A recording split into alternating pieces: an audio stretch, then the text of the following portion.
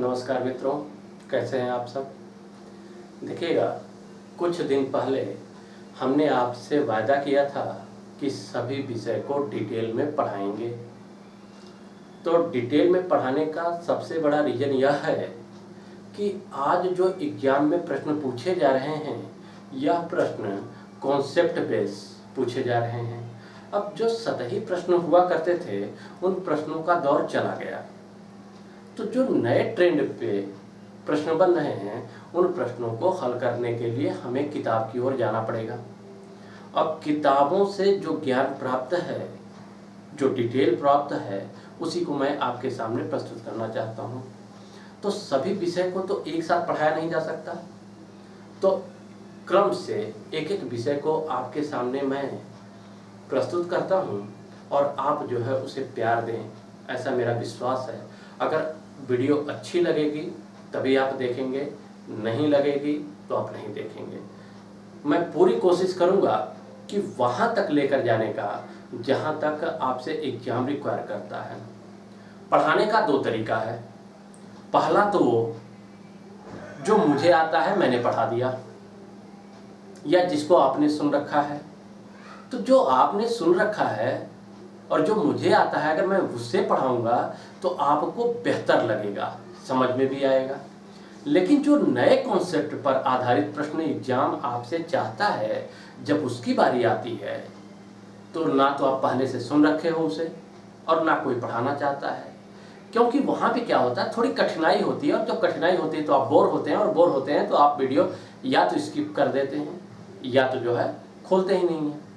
फिर भी इस भय के होने के बाद भी मैं जो है डिटेल में ही पढ़ाऊंगा। अगर आपको मेरी बातों का इम्पोर्टेंस अगर पता चलेगा तो आप बेशक देखेंगे। और ये बात मैं आज कर रहा हूँ, इसका ये मतलब नहीं कि ये बातें कंटिन्यू चलेंगी, ऐसा नहीं है। चलिए बिना समय गवाए हम टॉपिक पर आते हैं और आज हम शुरू करते हैं ज्योग्राफी।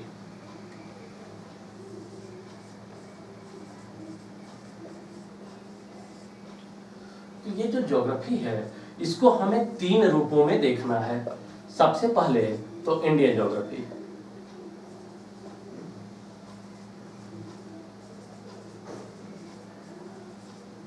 फिर वर्ल्ड ज्योग्राफी,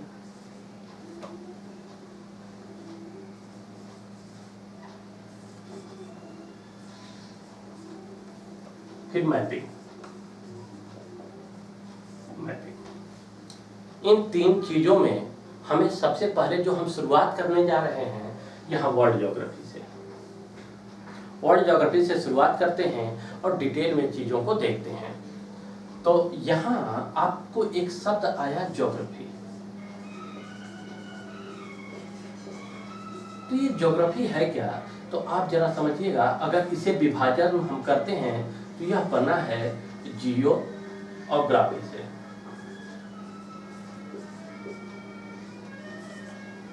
तो जियो का मतलब होता है भू, भू अर्थात पृथ्वी,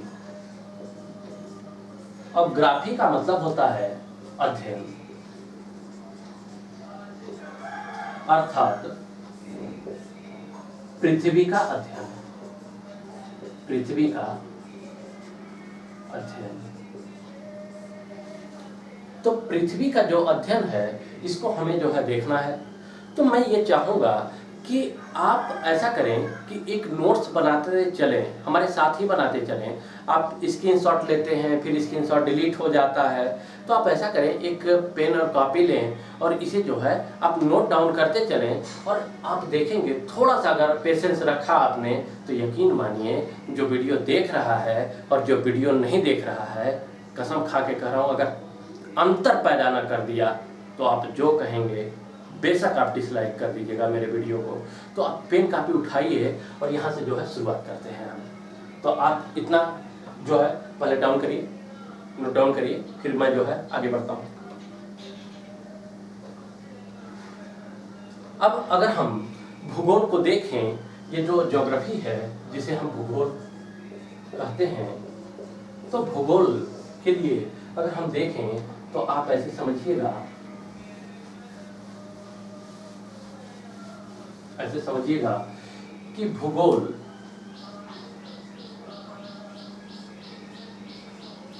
वह विज्ञान सम्मत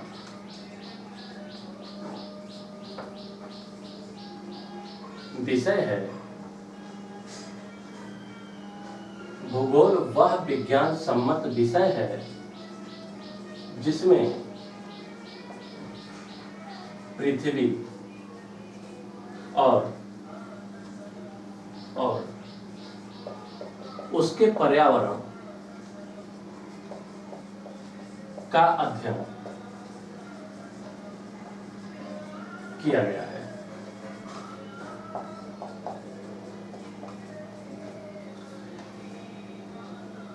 भूगोल वह विज्ञान सम्मत विषय है जिसमें पृथ्वी और उसके पर्यावरण का अध्ययन किया गया है। तो यहाँ पर एक शब्द आया विज्ञान सम्मत विषय। तो विज्ञान सम्मत विषय होने का अर्थ है, विज्ञान सम्मत विषय होने का अर्थ है जो प्रमाणों के द्वारा सिद्ध किया जा चुका हो। प्रमाणों के द्वारा सिद्ध किया जा चुका है।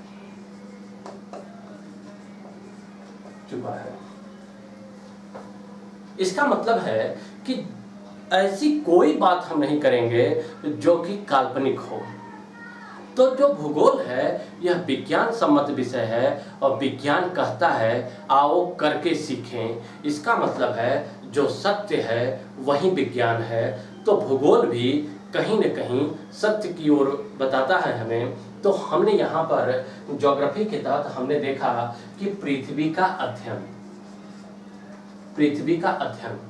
तो हमें जो पृथ्वी का अध्ययन करना है, तो आप अगर इधर देखें, ये जो हमारी पृथ्वी है, पृथ्वी का जब हम अध्ययन करने की बात करते हैं तो हम अध्ययन किसका करेंगे? तो पृथ्वी की सतह का अध्ययन,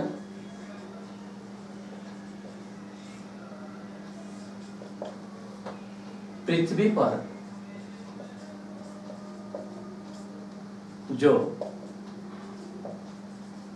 वायुमंडल है उसका अध्ययन, और साथ ही साथ पृथ्वी की आंतरिक संरचना, पृथ्वी की आंतरिक संरचना का अध्ययन करना है।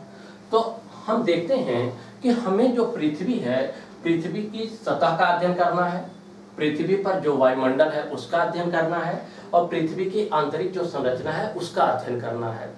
तो आइए देखते हैं कि पृथ्वी की जो सतह है इसके अध्ययन में क्या है, और जो इसका वायुमंडल है जिसे हम लोग पर्यावरण के नाम से जानते हैं, इसमें जब हम पर्यावरण को देखेंगे तो इसको जो है डिटेल से देखेंगे, और पृथ्वी की आंतरिक संरचना का अध्ययन, यही 3 अध्ययन हमें करना है। और हमने चूंकि बताया था कि पूरी ज्योग्राफी का मतलब है पृथ्वी का अध्ययन करना।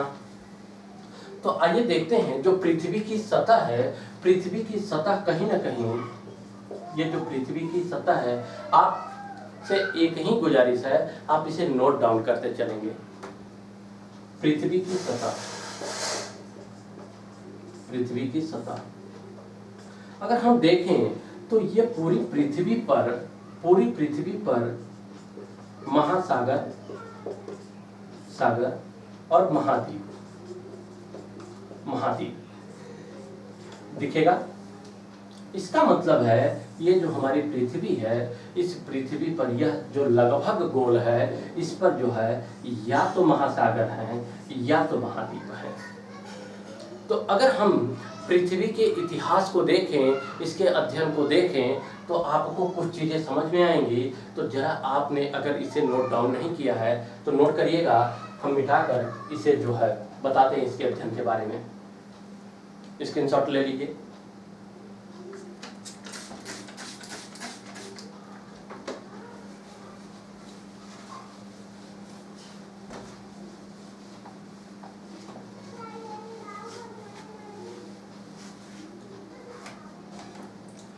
ये जो हमारी पृथ्वी है,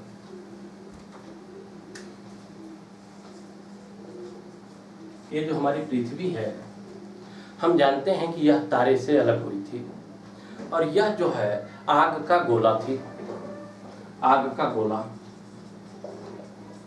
आग का गोला।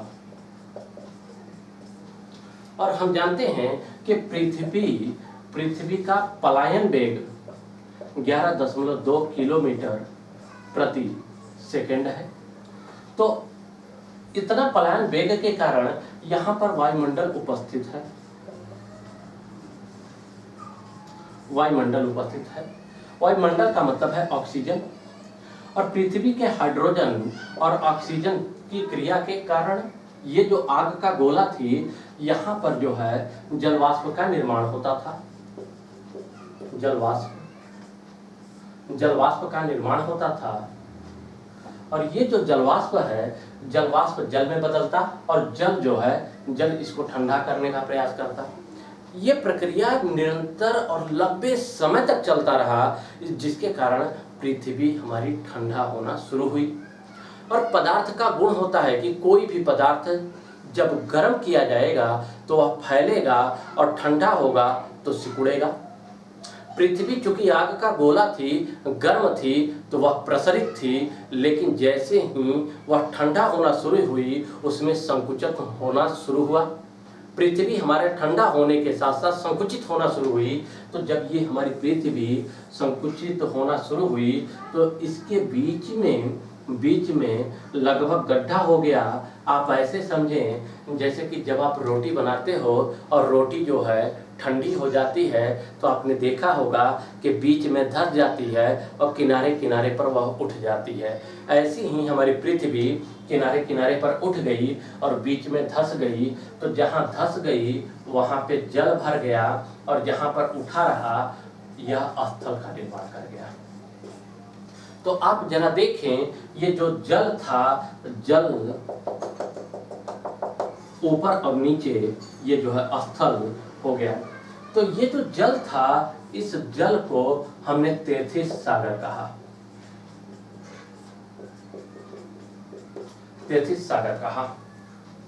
और ये स्थल था, ये दोनों स्थल को, ये जो दोनों स्थल हैं, इन दोनों स्थल को हमने पेंजिया कहा, हमने पेंजिया कहा।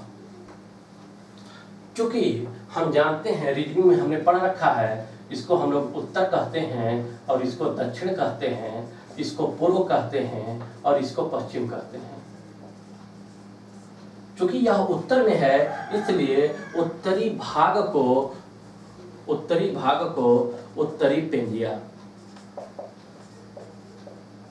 पेंजिया और दक्षिणी भाग को दक्षिणी पेंजिया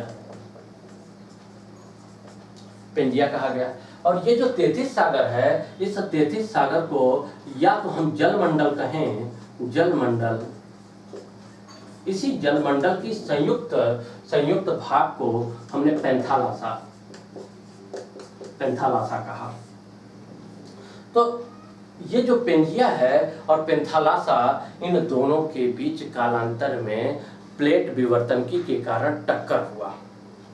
ये प्लेटें क्या कर रही थी? टकरा रही थी। आगे हम आपको बताएंगे कि पृथ्वी पर 7 बृहद प्लेटें हैं जो महाद्वीपीय और महासागरीय प्लेटें हैं, या महाद्वीपीय प्लेटें हैं, या महासागरीय प्लेटें हैं। इन प्लेटों के बारे में हम आपको आगे डिटेल में बताएंगे, लेकिन फिलहाल के लिए आप इतना समझ लीजिए कि जो पेंजिया है, चाहे उत्तरी पेंजिया और दक्षिणी पेंजिया है, और ये जो पेंथालासा है, ये पेंजिया और पेंथालासा की प्लेटें हैं।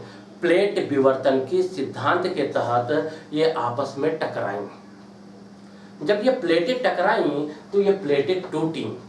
तो आप जरा देखिएगा, ये जो पेंजिया थी, मार्कर ले लें जरा।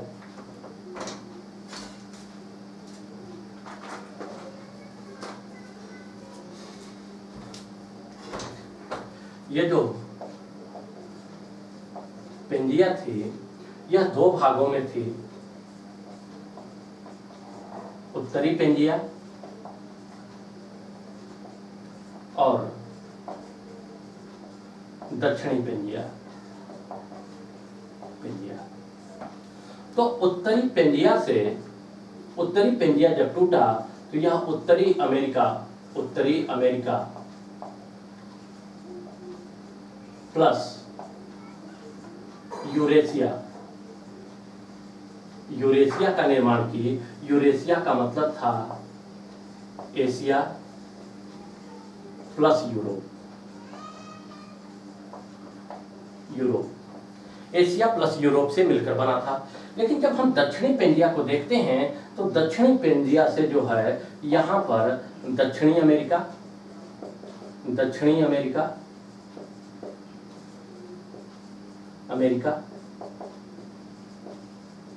अफ्रीका,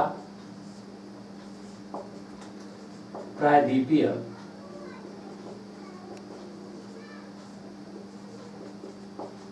भारत और ऑस्ट्रेलिया का निर्माण हुआ। अगर हम वहीं पेंथालासा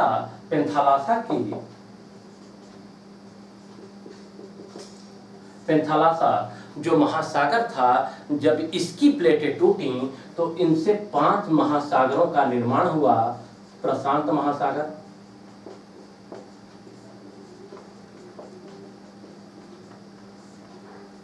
अटलांटिक महासागर,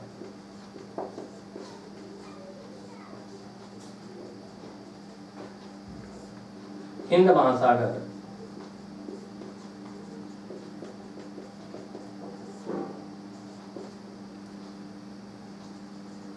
अंटार्कटिका महासागर और आर्कटिक सागर।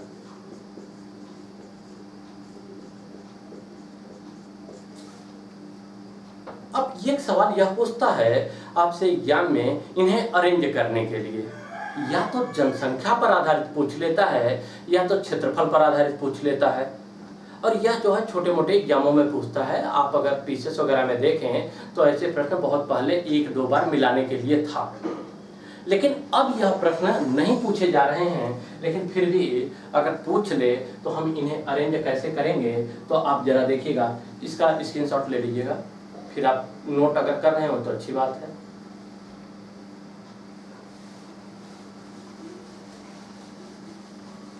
अगर हमने देखा कि ये पृथ्वी है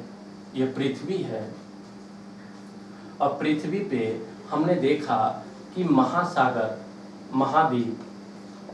महाद्वीप और महासागर,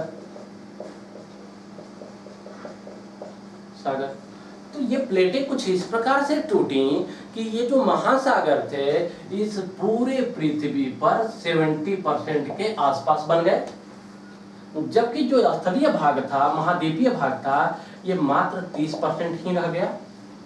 तो यहाँ महाद्वीपीय भागों में अगर हम देखें तो यहाँ पर क्षेत्रफल की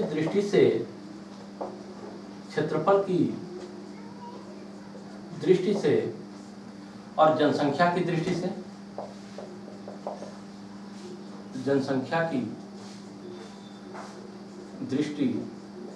से तो यहाँ पे अगर हम क्षेत्रफल की दृष्टि से देखें तो सबसे बड़ा जो पहले नंबर पर आता है वह आता है एशिया महाद्वीप। दूसरे नंबर पर आता है अफ्रीका महाद्वीप। तीसरे नंबर पर आता है उत्तरी अमेरिका महाद्वीप। हो सकता है हमारी राइटिंग ना समझ में आ रही हो, तो आप चाहें तो जो है जो मैं बोल रहा हूं उससे आप देख भी सकते हैं, कहीं कोई जो है कठिनाई नहीं होगी आपको। दक्षिणी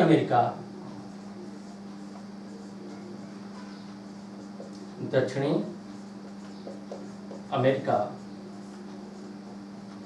महाद्वीप, अंटार्कटिका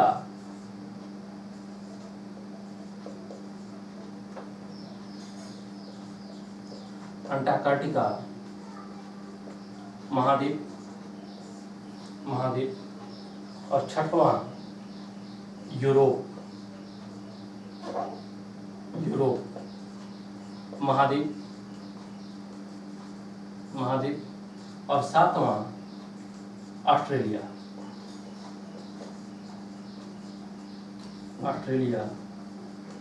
महाद्वीप। जबकि जनसंख्या की दृष्टि से देखें तो जनसंख्या की दृष्टि से अगर हम इसका विस्तार देखें तो सबसे अधिक जो जनसंख्या नंबर 1 पर रहती है, आप भी जानते हैं कि एशिया महाद्वीप की है, एशिया महाद्वीप। दूसरे नंबर पर आप जानते हैं कि अफ्रीका महाद्वीप, और तीसरे नंबर पर यूरोप की जनसंख्या है, यूरोप महाद्वीप पर।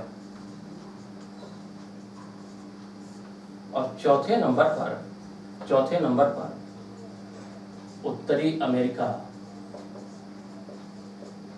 और 5वें नंबर पर दक्षिणी अमेरिका